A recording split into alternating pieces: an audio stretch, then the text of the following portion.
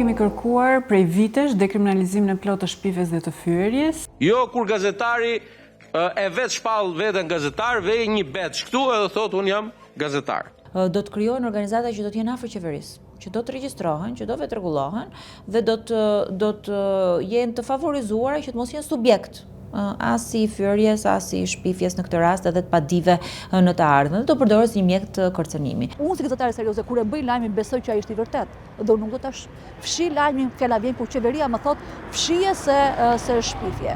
Dhe po nuk e fshive do shkosh për padi penale në dhomën penale.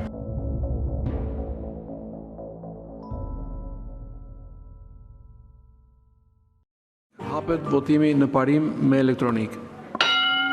85 vota pro, 0 abstenim, 10 kundër. Shqipëria ka ndërmarrë një tjetër përpjekje për të dekriminalizuar shpifjen, por ndryshimet e fundit të miratuara në kodin penal kanë ngritur më shumë shqetësime mbi lirinë e shprehjes dhe mbrojtjen e medias. Pak ditë më parë, Parlamenti në një seancë maraton miratoi ndryshimet se takon dekriminalizimit të shpifjes. Megjithatë, gazetarët dhe ekspertët kanë ngritur shqetësimin përgjatë këtyre ditëve se kjo nuk është bërë në mënyrë të plotë dhe se bëhet vetëm për një pjesë të atyre që do konsiderohen si gazetarë të licencuar apo do të krijohet një regjistër i regjistrimit të tyre. Po pse ngre pikërisht shqetësimin se këto ndryshime nuk do të preken në mënyrë të plotë dhe dekriminalizimi nuk ka ndodhur i plotë. Kemi kërkuar prej vitesh dekriminalizimin e plotë të shpifjes dhe të fyerjes si një kusht për të përmirësuar mjedisin mundësues për lirinë e shprehjes në Shqipëri, si një drejtë universale që ushtrojnë të gjithë qytetarët dhe që është e rëndësishme për llogaridhënien publike, transparencën edhe zhvillimin e demokracisë. Pra kjo është premisa nga e cila ne nisemi.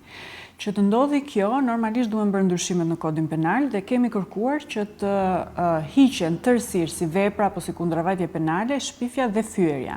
Në mënyrë të tillë që të shmanget efekti frenues që ato kanë mbi gazetarinë cilësore dhe mbi të folurën në publik ose pjesëmarrjen publike të grupeve të ndryshme, jo vetëm gazetarëve, po dhe qytetarëve dhe sinjalizuesve, aktivistëve, shoqërisë civile, studiuesve kështu me radhë.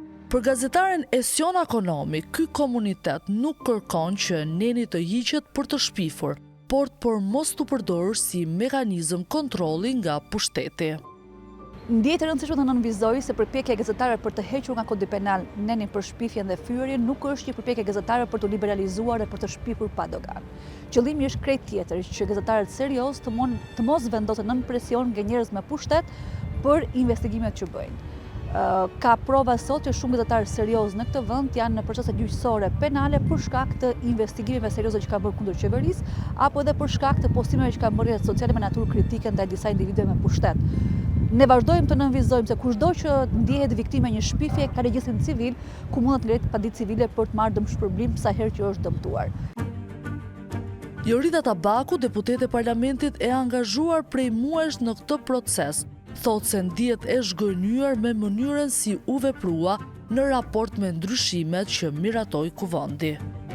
Ky proces më laj një shije të keqe. Më laj një shije të keqe për mënyrën se si u zhvillua.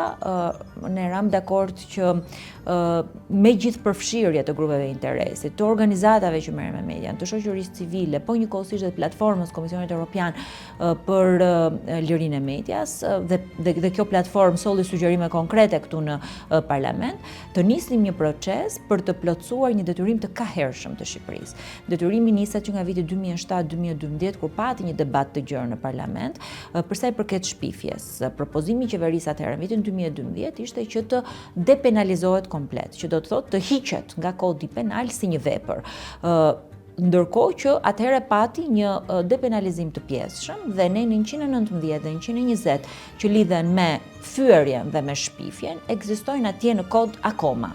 Që do të thotë një gazetar mund të kërcënohet me një padi për të çuar në gjyq, mund të fyhet, mund njëkohësisht edhe të çohet në gjykat për shpifje, ndërkohë që qeveria shqiptare me ndryshimet që bëri propozoi që do të përjashtohen gazetarët të cilët janë organizata të regjistruara dhe të vetë rregulluara, sipas legjislacionit në fuqi. Sipas ndryshimeve, tjetër problematik që vjet në pash përjashtimi nga përgjegjësia penale për shpifjen. Vlen vetëm për gazetar të përkufizuar si të regjistruar dhe të njohur, ndërsa vepra penale e fyerjes mbetet në fuqi. propozimi jonë ishte që të eliminohen komplet dhe të shfuqizohen komplet këto dy nene, 119 dhe 120, të cilët e bëjnë lirinë e fjalës të shenjtë në Shqipëri dhe e çojnë pikërisht aty ku e kanë vendet e tjera të rajonit, ku e kanë vende europiane dhe ku është edhe kërkesa e Bashkimit Evropian dhe kërkesa që ka dhe OSBE Odiri.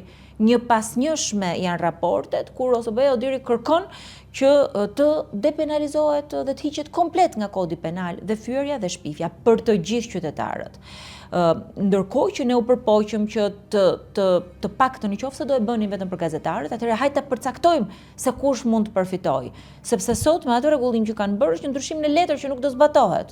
Një tjetër problem që del në pa është koncepti gazetarit të regjistruar. Shqipëria nuk ka dhe nuk do duhet të ketë, sipas ekspertëve, një regjistër ku të ketë regjistrimin e gazetarëve. Kjo sepse sjell pasiguri juridike dhe mbi gjitha hap shtigje që institucionet të kontrollojnë lirinë e shprehjes dhe mënyrën se si bëhet gazetari në Shqipëri. Elementi i dytë tjetër është rreziku që hap një shteg për atë që është argumentuar edhe nga përfaqësuesit e mazhorancës të Partisë Socialiste si krijimi i urdhrit të gazetarëve ose i rregullimit të profesionit të gazetarit, pra krijimi një regjistri gazetarësh. Kjo shkon në kundërshtim të plot me standardet e Këshillit të Evropës, me nenin 10 të konventës europiane të drejtave të njerëzit dhe me vetë Kushtetutën e Shqipërisë, ku liria e shpresë është e garantuar, pra është e drejtë themelore, është e drejtë kushtetuese. Vendosja e një regjistri për caktimi i kush është dhe kush nuk është gazetar në mënyrë administrative apo nga forma të tjera të lidhura me shtetin, janë shumë të rrezikshme sepse e cënojnë drejt për së drejti këtë parim kaq të rëndësishëm dhe këtë të drejtë themelore. Së dyti duhet të kesh bërë çdo përpjekje, thotë Neni, që të kesh zbuluar të vërtetën. Si e provon prokurori apo gjykatësi që unë kam bërë çdo përpjekje. Së treti thotë do duhet që kur personi përballë që është viktimë e shpifjes të kontaktoj e të thotë ti ke shpifur për mua, ti duhet ta fshish lajmin. Në fakt, unë si gazetare serioze kur e bëj lajmin besoj që ai është i vërtet. Dhe unë nuk do ta fshi lajmin, fjala vjen kur qeveria më thotë fshije se shpifje. Dhe po nuk e fshive do shkosh për padi penale në dhomën penale. Ekspertët paralajmërojnë se mbajtja në fuqi e veprave penale krijon një presion të vazhdueshëm mbi fjalën e lirë dhe investigimin gazetaresk. Këto janë shqetësimet që lidhen njëkohësisht edhe me pjesën që unë përmenda dhe këto e bëjnë kodin penal të zbatueshëm sipas dëshirës, sipas rastit. Që do të thotë do të gjykojnë një rast që ato e konsiderojnë gazetar dhe një rast që ato nuk e konsiderojnë gazetar. Do të krijojnë organizata që do të jenë afër qeverisë, që do të regjistrohen, që do vetë rregullohen dhe do të jenë të favorizuara që të mos jenë subjekt as i fyerjes, as i shpifjes në këtë rast edhe të padive në të ardhmen, do përdoret si një mjet të kërcënimi. Paradoksalisht, fyerja nga gazetarët apo qytetarët do të vijojë të dënohet penalisht, ndërsa kemi një klasë politike përfshirë edhe kryeministrit që anatemon median. Por para se të bësh një pyetje kaq pa vend, shko lexo, edhe shko kupto. Kuptoni që pyetjet tuaja burojnë nga padituria, jeni kaq të paditur, por i kam dalë për ju sot, kam dalë për ju dhe për ato koka të mëdha që të rolisin dynjan atje në Kazan. Shko tjetër çfarë pyetje bën, shko përsëritje që pyeten përsëritje. Pjesa e parë e ligjërimit antimedia e kryeministrit edhe shumë politikanëve të tjerë është një problem më vete sepse ajo krijon këtë narrativën kundër medias dhe kundër funksionit që ata kanë në shoqëri dhe justifikon pastaj çdo veprim, po themi të dhunshëm ose çdo veprim tjetër që mund të cënojë të drejtat edhe sigurinë e gazetarëve dhe krijon një mjedis të pasigurt dhe edhe për më tepër i bën brezat e rinj, po themi që mund të kenë interes për të fshirë gazetarit të tërhiqen për mos ta parë këtë profesion si me interes. Edhe pse u premtua për ndryshime thelbësore në mbrojtje të fjalës së lirë, ndryshimet që ndodhen në parlament mbeten të pazbatueshme e mbi të gjitha ngren shqetësimin se mund të krijojë një precedent kontrolli mbi lirinë e fjalës. Duhet të garantoj sot çdo gazetar që funksionon si i tillë në Republikën e Shqipërisë që në këtë koncept nuk ka më vepër penale për shpifje për gazetarin, kur gazetari është realisht gazetar. Jo kur gazetari e vetë shpall veten gazetar, vej një betç këtu edhe thotë unë jam gazetar. ACQJ i është drejtuar për koment deputetit Tauland Balla, iniciatori kësaj nisme, po ashtu edhe delegacionit të Bashkimit Evropian në Tiranë me qëllim sqarimin nëse kjo iniciativë është pjesë e procesit të parafrimit të legjislacionit shqiptar me atë të Bashkimit Evropian, apo është një nismë autonome e qeverisë shqiptare. Deri më tani, pyetjet tona nuk kanë marrë ende një përgjigje zyrtare. Shqipëria me këto ndryshime përballet më shumë me dilemen midis dekriminalizimit real të fjalës së lirë dhe një reforme të pjesshme që ruan mekanizma presioni mbi median dhe qytetarët.